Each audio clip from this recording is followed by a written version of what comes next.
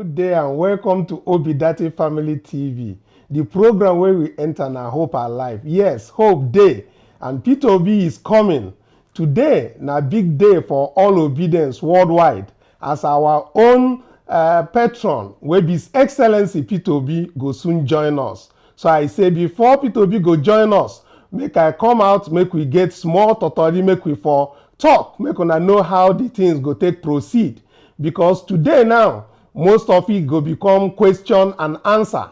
And I won't let our viewers know, all the obedience worldwide, make them for know say, today, make we know they bring the issue of case where we say e dey court. We go talk about our own, how it take be, and our own Peter Obi go explain most of the things where we say we need to hear. But question where we say it concern that very court matter where the tribunal they handle now, we no go take our own hand, spoil our matter where they for court. So court don't talk say if matter they there, especially the person where be saying the petitioner, he no supposed talk about them. So the questions where we say we go dey ask, no go be the question where we say it concern that matter, because he no go answer that question. But when you craft the questions where you want ask your president, your incoming president, make you know say you go make you craft them well, make you send them for comment section, and we don't get the permission from Peter Obi himself to the people where then they host them, Emir Saddam for Twitter space, and also parallel facts where we say then also they host them for YouTube. All of them join. So we don't already have that very discussion and interaction with them. Make other obedience worldwide where we say then they for our own platform.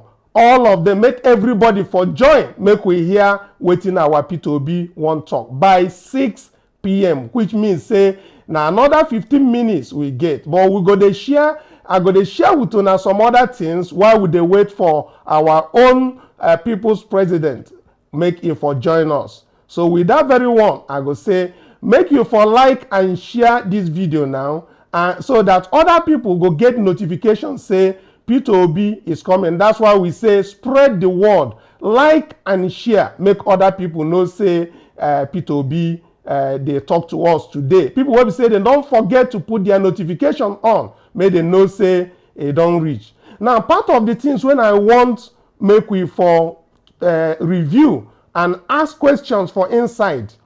Now that very things will be say like the evidence will be say we carry go court, we carry better evidence enter court.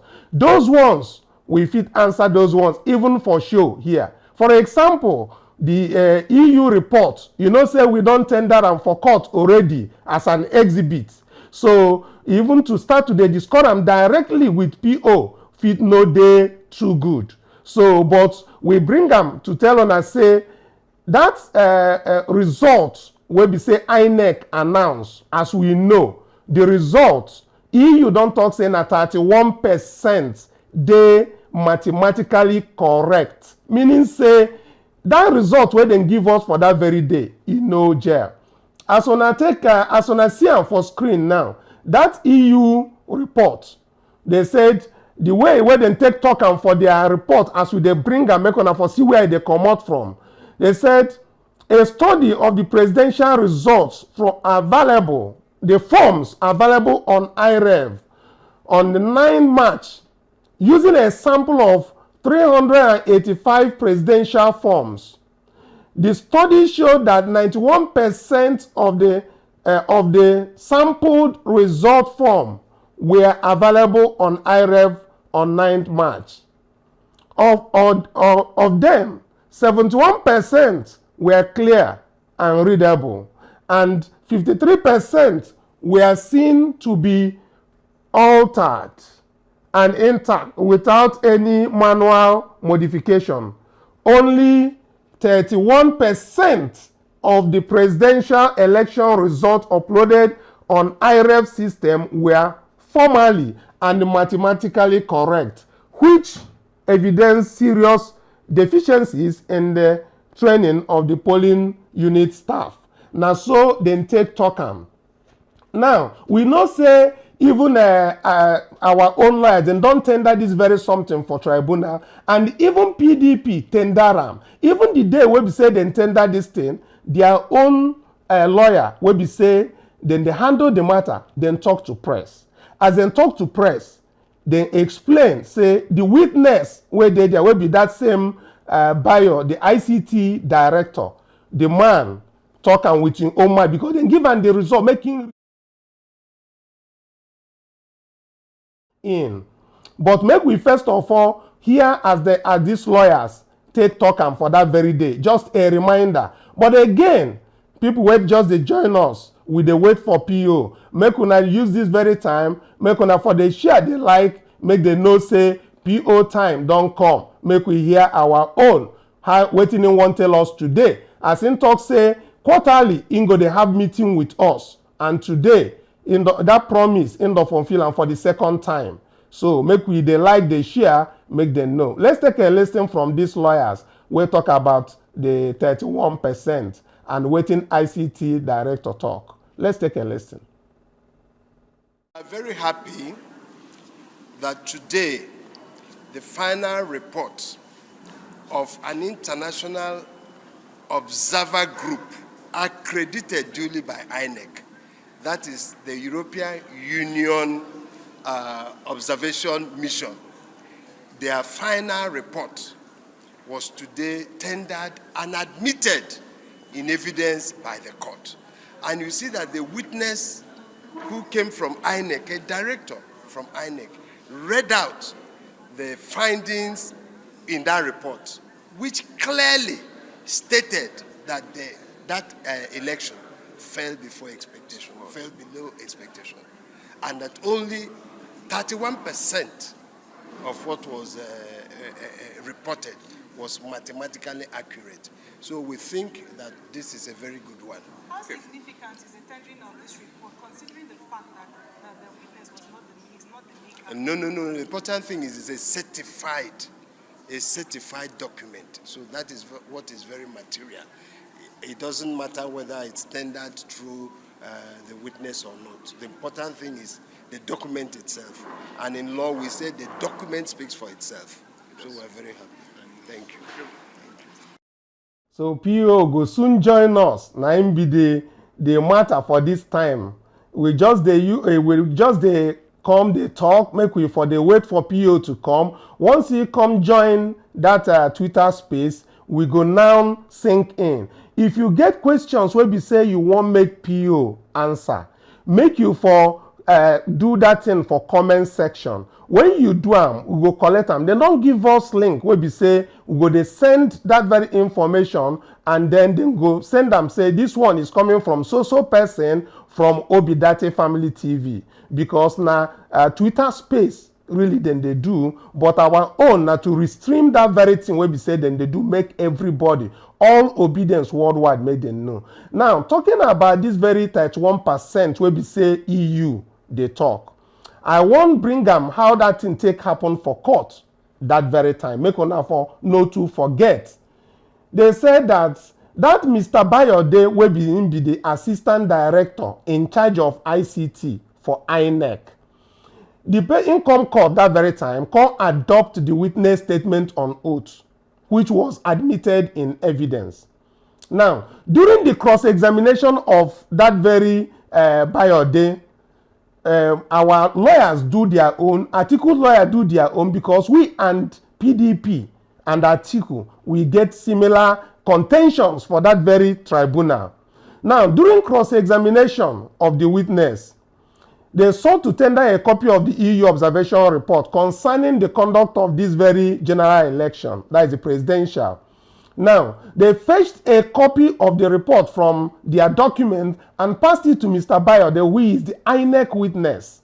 Now, the lead counsel that very time will be by Fagbemi, will be APC man lawyer, as at that time will be say we dey court. You can't object that time, we know, say make them no bring this EU report enter. But he can't talk saying go give him of the letter, because that time now oppose, and then they do. But the court admit that very evidence, and then come ask and say make making read waiting there for inside. Now, if income start with the waiting they write for inside that very thing where we say we know and we don't talk and before, they say the 2023 general election did not ensure a well-grown, transparent and inclusive democratic process assured by INEC. We know that very one. So, and as INEC, that is the executive where they read out by Mr. Bayode, now him take him mouth read them out as evidence for court. And what he read, I want to bring them as in quote, only 1% of the presidential election results uploaded on the IREF system were formally and mathematically correct, which evidenced serious deficiency in the training of polling unit staff. Mr. Bayode added about the EU. Now, wait with the talk. Why are we even bringing it up? We are bringing it up for us to understand the import, the major issue that is in contention here. INEC refused. They did not obey court order to bring the certified true copies of the EC8A forms. That form will be saying that their own document. When they no agree bring them, every other petitioner like Atiku, PDP, Labour Party and P2B, they relied on the IREF copies because some people they confuse the thing. Say, waiting happen where we say would they bring blood copy to the court certified, but they fail to realize that in the absence of the main copies where we say INEC hold, or whether they don't destroy them because now for there the main evidence there, then go certify the copies where come out from IREF. And those ones where we say come out from IREF, we know say 75% of them know they okay according to EU report. And also, waiting then they talk about that very particular 31% is the ones where we say it they correct. And there is no way INEC will be declaring results on a 31% of this thing. So let's be looking at the main issues that we have, which has to do with what is in court. So, and what is in court is presently that INEC did not give the correct score. INEC did not declare the original winner with the correct result because all the result that has been presented to the tribunal, even the witnesses said it is blood, meaning they cannot see what is inside and is certified. Now, some of our people, they ask, say, our agents, where we say they polling unit, they not get their own. Even if you bring the one where we say they come from the polling unit agents, now INEC go still certify them. If they no stamp say it they correct, as in CTC, certified true copy, it no go work for court. So you need to depend on the one coming from IREF, where we say INEC has no other, they no get waiting them go do again other than to certify because now their own document. If you carry the one will come out from your agent because we will carry and enter court, but now our own document. But the CTC, why didn't they talk saying a CTC, certified true copy? Now the one where INEC certify. And those ones, they know they clear. And from waiting EU talk, now 31% they clear. Can you give a result? Can you declare a winner with only 31% of result in a presidential election? Now things will be say, I want to make way for the remember. As we enter the discussion with PO, make we remember say the person where we they contend with gets $460,000 for future case for US. We know say he gets perjury where they for EC9 form where they for INEC. Make we know say we get plenty things where we say wahala where they for inside that tribunal where we don't plead and we go adopt them by next tomorrow will be Tuesday. Once we do that adoption, now judgment. And as we know what in the happen for country now, that very judgment where we they talk, it don't near and body don't they pepper them, they don't they fear. Even the ministerial nominees, when they they dominate the news, especially on the mainstream media. We don't see Wike where talk say APC na cancer on the first stage. The same Wike don't begin they accept. But make we they watch the portfolio where they won't give them. because of the election where he rigged for Rivers State. Again, we go also look at one, I think now waiting be named Danladi Sani Abubakar. That former person where contest for one state, I don't even forget that very state where he contest in election as a governor. But him go Supreme Court. Him go Supreme Court. Okay, then they show him for screen now. Now, one of the ministerial nominee where we say Tinubu they bring, make una they check all the people where they nominate as these ministers now. This man, where we they see for screen, in name na Senator Sani Abubakar Danladi. This man gets certificate forgery. He carry matter go from a federal high court to court of appeal up to Supreme Court. This Supreme Court justice where we say he dey now, Ariwala, in there for that very matter. And for that matter, then declare say the man lie. And now perjury this man commits. So this man now where we say he commit perjury in 2019, where they don't declare up to the Supreme Court stage, this same man suppose they jail by now. But he know they jail. Waiting then do am, then compensate and to become minister. Make we they see waiting they happen for Nigeria for this federal government where they give now. Make we see waiting they happen. So that when we they get interaction with PO, make we they imagine say PO no go carry person where suppose they prison, they give am minister. Or carry people where we say then they rig election, they give minister. We no say PO no go do that one. But anyway, I say make we use this one. They wait for PO, make it for join us, and make we they click notification, make we they like, they share, make people know say we don't come. Say Obidati Family TV, they on. With that very one, I go begin to say I will go begin they plug in to that main place where we say then they wait for PO.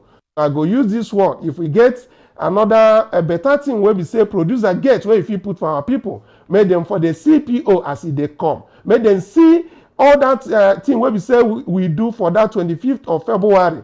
How crowd they everywhere. Make we they look that one. Make it they tutorial us how these things happen. So that we know say the people's president is going to sit with us today to have discussions. With that very one, I go say make we begin to join people where we say then they wait for PO for the other side. But make you know fair to notify your neighbor say PO won't join us for Obidati Family TV.